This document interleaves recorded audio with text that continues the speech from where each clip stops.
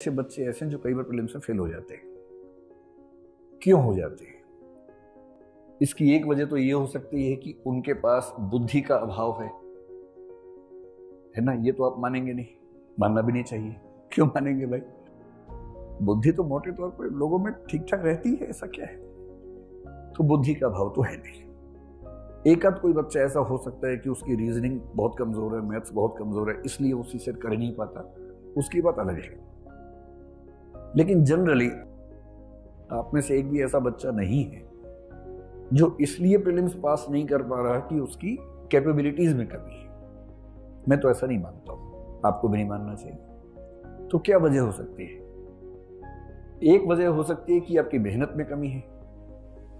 मेरा ख्याल है कि ये वजह भी ठीक नहीं है, क्योंकि पता नहीं क्यों पर मेरी समझ ये है कि जो बच्चे कमजोर बैकग्राउंड से होते हैं, और मोटे तौर पर ये कह सकता हूं मैं कि हिंदी माध्यम के या तमिल, तेलुगु, कन्नड़, मराठी, गुजराती माध्यम के बच्चे अंग्रेजी माध्यम के बच्चों की तुलना में सामान्यतः कमजोर पृष्ठभूमि से आते हैं।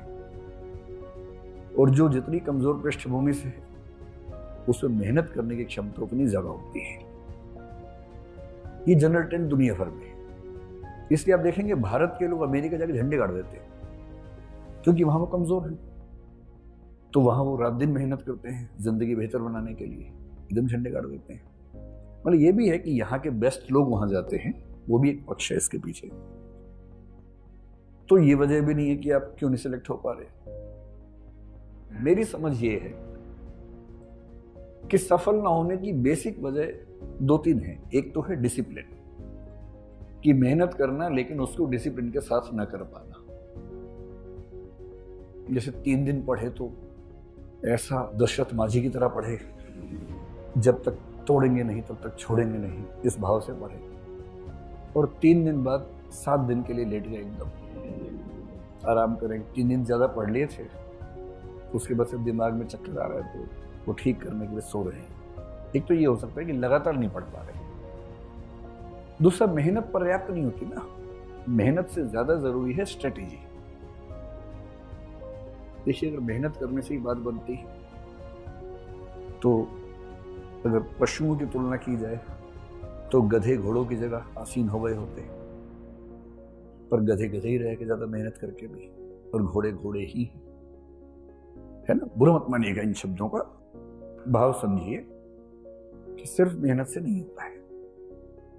कितनी मेहनत कहां करनी है, किस गति से, किस अनुपात में, किस त्वरा के साथ, किस त्वरा मतलब स्पीड के साथ करनी है, ये सब अगर गाइडेंस पूरी आपके पास हो, या तो स्ट्रेटेजी आप खुद बहुत अच्छी बनाने में माहिर हो। जैसे मैं जब विद्यार्थी था, मुझे ऐसा लगता था कि स्ट्रेटेजी बहुत आसान चीज है, इसमें क्या दिक्कत है, और मुझे कभी किसी की जरूरत पड़ी नहीं स्ट्रेटेजी बनाने में, क्योंकि सबका अपना अपना माइंड होता है। मेरा जो तरीका है सोचने का वो एल्गोरिथमिक ज्यादा है, तो वो स्ट्रेटेजी बन जाती है आराम से, दिक्कत नहीं आती। हर व्यक्ति का वैसा नहीं होता, कुछ लोग क्रिएटिव ज्यादा होते हैं, कुछ का अलग तरीके से दिमाग काम करता है, तो स्ट्रेटेजी में उतना दिमाग उनका नहीं लगता। तो या तो आप खुद बना ले, या कोई आपका साथ दे आपकी स्ट्रेटेजी बनाने में और एग्जीक्यूट करने में, यही तरीका है। तो मैं स्ट्रेटेजी प्लस गाइडेंस एक साथ लिख देता हूं, तो आप समझ पाएंगे कि इस प्रोग्राम के पीछे हमारा मंतव्य क्या है, उद्देश्य क्या है। ठीक है। तीसरा क्या होता है, जैसे हम में से कई लोग ओवर कॉन्फिडेंस के शिकार होते हैं, कुछ लोग अंडर कॉन्फिडेंट होते हैं। और मैं अपनी क्लासेस में ये बात कई बार समझाता हूं, किसी के कॉन्फिडेंस से किसी के व्यक्तित्व का आकलन नहीं करना चाहिए। चारों संभावनाएं, जबरदस्त व्यक्तित्व, जबरदस्त कॉन्फिडेंस, ये हो सकता है। जैसे मोदी जी, ये भी हो सकता है कि व्यक्तित्व जबरदस्त ना हो और कॉन्फिडेंस जबरदस्त हो। इसका एग्जाम्पल मैं नहीं दूंगा है ना। वैसे ही देश का माहौल ठीक नहीं है, पता लगा इसी पे किसी ने मार दिया और कहा कि यूक्रेन से बम आया था। अभी तो यूक्रेन के नाम पे कुछ भी हो रहा है, सब्जी के रेट बढ़ गए हैं, लोग कह रहे हैं कि यूक्रेन से सप्लाई नहीं आ रही है, इससे टमाटर महंगा हो गया है। अजीब हाल है। युद्ध का फायदा सब लोग अपने अपने तरीके से उठा लेते हैं। तीसरा ये भी हो सकता है कि योग्यता ज्यादा हो पर कॉन्फिडेंस कम हो, और चौथा तो होता ही है, योग्यता भी कम, कॉन्फिडेंस भी कम। वो तो खूब दिखता है।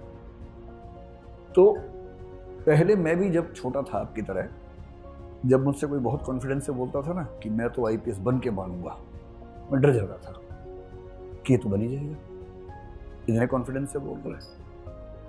धीरे धीरे कई अनुभवों से मैंने सीखा कि बोलने पे नहीं जाना चाहिए, और अब तो उल्टा हो गया है। प्रीलिम्स में 100 क्वेश्चन होते हैं, जब मुझे कोई बच्चा बोलता ना कि 70 ठीक है, मैं समझता इससे तो नहीं होगा। जब कोई कहता है कि नेट स्कोर 140 प्लस आ रहा है, तो और मेरा अनुमान आमतौर पर ठीक निकलता है ऐसे मामलों में, नहीं ही होता है। फिर वो कई साल तक गीत गाते हैं कि गोला गलत भर दिया था, या रोल नंबर मैंने तो ठीक भरा था, जो इन्विजिलेटर था मुझे गुस्से में देख रहा था, उसने बाद में रोल नंबर चेंज कर दिया मेरा। ऐसी ऐसी बातें, इसी को गालिब कह गए हैं। हमको मालूम है जन्नत की हकीकत, लेकिन दिल के खुश रखने को गालिब ख्याल अच्छा है।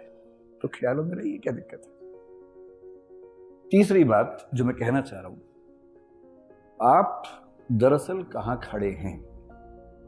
दुष्यंत कुमार की एक पंक्ति मुझे बड़ी प्रिय है, तुम्हारे पैर के नीचे जमीन नहीं, और कमाल यह है कि तुम्हें इसका यकीन नहीं। पैर के नीचे जमीन है ही नहीं, खड़े हैं हवा में, और कॉन्फिडेंस ऐसा कि बाप रे बाप। तो याद रखना, तुम्हारे पैर के नीचे जमीन नहीं, और कमाल है कि तुम्हें इसका यकीन नहीं। ऐसा आपके साथ ना हो जाए। एक मैंने बड़ा अच्छा कार्टून देखा, एक फट्टा रखा हुआ है बैलेंस किया हुआ, उस फट्टे पे आगे एक आदमी खड़ा है, एक पीछे खड़ा है, इसीलिए बैलेंस है। पीछे वाला आगे वाले को लात मार रहा है, तो नीचे लिखा हुआ आ रहा है, लात मारने से पहले अपना भी देख लो। है ना, कई बार जरूरी होता है कि हमें अपनी जमीन का आइडिया हो। तो हमें ऐसा लगता है कि यदि आपके पास एक साइंटिफिक फीडबैक सिस्टम हो। साइंटिफिक फीडबैक क्या होता है, सारा खेल इसी का है। अगर आपसे कोई पूछे मेंटरशिप क्या है, तो बोलना साइंटिफिक फीडबैक मैकेनिज्म। मूल रूप से ये हमें ये पता ही नहीं होता कि हम कौन से सेगमेंट में कितने अच्छे हैं, कहां कितने बुरे। सब सेगमेंट, टॉपिक, सब टॉपिक, कंसेप्चुअल प्रश्नों में अच्छे हैं या फैक्चुअल में अच्छे हैं, कितना टाइम ले रहे हैं। ऐसा तो नहीं कि हम ठीक कर रहे हैं पर बाकी लोगों की तुलना में टाइम ज्यादा ले रहे हैं। और जब हमें अपनी एक एक चीज, एक एक अच्छाई और बुराई का साइंटिफिक फीडबैक ना मिले, तो हम अंधेरे में तीर मारते रहते हैं। और इसी प्रोसेस में देखिए, प्रीलिम्स जो है ना, पढ़ाई का खेल है नहीं। दरअसल पढ़ाई तो एक पक्ष है, जिसकी स्ट्रेटेजिक थिंकिंग बेहतर है, प्रीलिम्स उसका निकलना बहुत आसान है। और जो स्ट्रेटेजी में कमजोर है, रणनीति में कमजोर है, उसका प्रीलिम्स निकलना बहुत मुश्किल काम। बेसिकली हम ये करना चाह रहे हैं कि आपको अपनी तैयारी के एक एक पक्ष में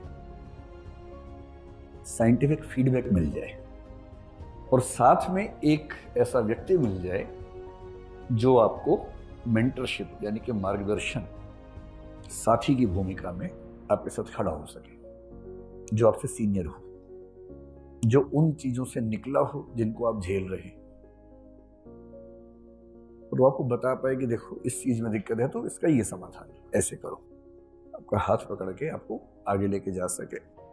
अगर ये सब हो जाए, क्या होता है कि 2, 4, 5 नंबर से ही अटकते हैं हम लोग आमतौर पे। वो 5 नंबर की यात्रा बहुत मुश्किल नहीं है इस प्रोसेस में। और इस वजह से हमने इन सब चीजों को मिलाकर एक कंसेप्ट बनाया। हमारी एक बड़ी टीम, करोलबाग में कुछ लोग हैं, कुछ ही हमारी टीम है, सबने मिलकर प्लानिंग की, ताकि जो भी बेस्ट हो सकता है वो सारा यहाँ के बच्चों को मिले। और मैं अपनी इंग्लिश की टीम का भी शुक्रगुजार हूँ, उन लोगों ने बड़ी हेल्प की।